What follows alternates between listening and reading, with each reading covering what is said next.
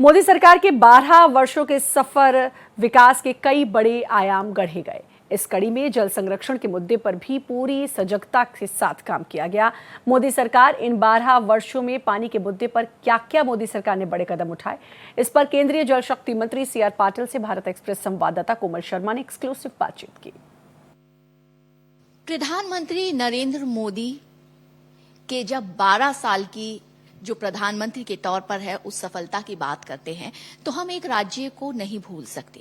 प्रधानमंत्री नरेंद्र मोदी का गुजरात मॉडल। तो प्रधानमंत्री नरेंद्र मोदी के प्रधानमंत्री के तौर पर जो ये गुजरात मॉडल से उनकी सफलता शुरू हुई और किस तरीके से देश के प्रधानमंत्री तक इतना लंबा कार्यकाल वो पूरा कर रहे हैं, 12 साल देश के विकास की बात करते हैं, तो इस विकास में गुजरात की कितनी भूमिका रही और किस तरीके से प्रधानमंत्री का दृष्टिकोण रहा देश के विकास के लिए, इस बात पर बातचीत करने के लिए हमारे साथ एक ऐसे शख्स है जो मोदी सरकार के एक मजबूत पिलर है, केंद्रीय जल शक्ति मंत्री सीआर पाटिल साहब। आपका बहुत बहुत स्वागत है सर। सबसे पहले मैंने जैसे बात की कि अगर मोदी सरकार की हम सफलता की बात करते हैं, मोदी सरकार प्रधानमंत्री मोदी का इतना लंबा कार्यकाल की बात करते हैं, तो गुजरात को हम नहीं भूल सकते। गुजरात में भी उन्होंने मुख्यमंत्री के तौर पर एक लंबा कार्यकाल निकाला। तो किस तरीके से देखते हैं प्रधानमंत्री नरेंद्र मोदी का ये राजनीतिक जीवन और देश के विकास में जो इन्होंने इतना लंबा कार्यकाल 12 साल का निकाला? माननीय प्रधानमंत्री मोदी साहब का कार्यकाल तो जब गुजरात से शुरू हुआ और उन्होंने जो विकसित गुजरात बनाया और गुजरात मॉडल, जो विकसित गुजरात का मॉडल था, विकसित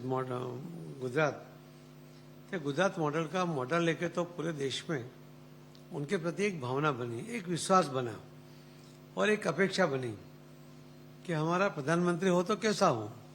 और इसीलिए एक मुख्यमंत्री दिल्ली आकर लोकसभा का इलेक्शन लड़कर पहली बार आवश्यकता से ज्यादा सीट जीतकर वो सरकार बनाता है। अपने बलबूते पर अगर आज तक कोई प्रधानमंत्री ने सरकार बनाई है तो सिर्फ नरेंद्र मोदी साहब हैं।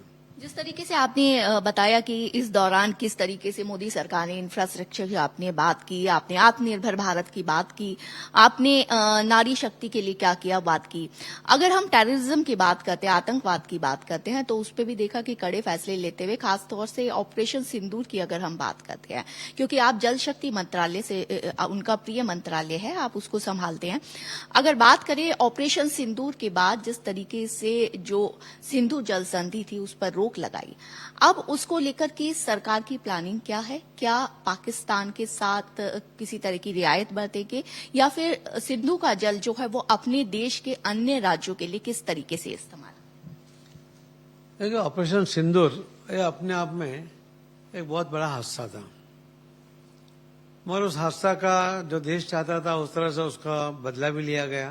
क्वांटिटी के जब हम बात करते हैं तो एक मुद्दा एक और भी आ जाता है क्वालिटी का, और जब क्वालिटी की बात करते हैं कि साफ जल की हम बात अगर करते हैं तो उसमें जब हम तकनीक की बात करते हैं, क्योंकि मोदी सरकार लगातार तकनीक पे भी काम कर रही है, अब तो एआई की हम बात करते हैं, तो ऐसे में क्या जल शक्ति मंत्रालय का प्रयास रहा है और कितना प्रयास रहा है? देखिए, हमने पहला काम ये किया है कि कुछ जगह पर सोर्स कम पड़ा।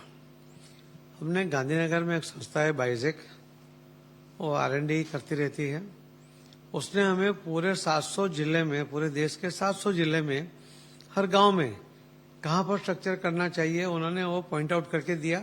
हमने सभी 700 कलेक्टर को किया कि अगर आपके नल से जल इस प्रोग्राम में अगर आपको पानी का सोर्स कम पड़ रहा है तो वहां पर ये योजना आप उसका वहां लगाओ तो उसका इम्पैक्ट आएगा। और खासतौर से राहुल गांधी क्यों वार करते हुए इस पर दिखाई देते हैं, अर्थव्यवस्था को लेकर के भी और मोदी सरकार को लेकर भी? मुझे लगता है कि उन्होंने मोदी साहब की चिंता करने के बजाय अपनी चिंता करनी चाहिए, अपने पार्टी की चिंता करनी चाहिए। आज उन्होंने जो इंडी गठबंधन बनाया था उसके अंदर से ममता उनका खत्म हो गया, तमिलनाडु में भी DMK अब उनके सपोर्ट में नहीं है, तो धीरे धीरे अकेले क्यों हो जाते हैं? उनकी पार्टी के नेताओं का उनके ऊपर विश्वास क्यों नहीं? उनके नेतृत्व में विश्वास ही नहीं है। उनको भी लगता है कि नहीं बोलने जैसी बातें बोलते रहते हैं। तो ये जो बातें हैं अपनी पार्टी में उसके विश्वास जब तक नहीं है तो लोगों में विश्वास कैसे होगा। मोदी साहब काम करके दिखाते हैं, लोगों को दिखता है काम। भारत एक्सप्रेस के साथ इतनी खुलकर बातचीत करने के लिए आपका बहुत बहुत शुक्रिया। भारत एक्सप्रेस के लिए मैं कैमरामैन मनु के साथ कोमल शर्मा।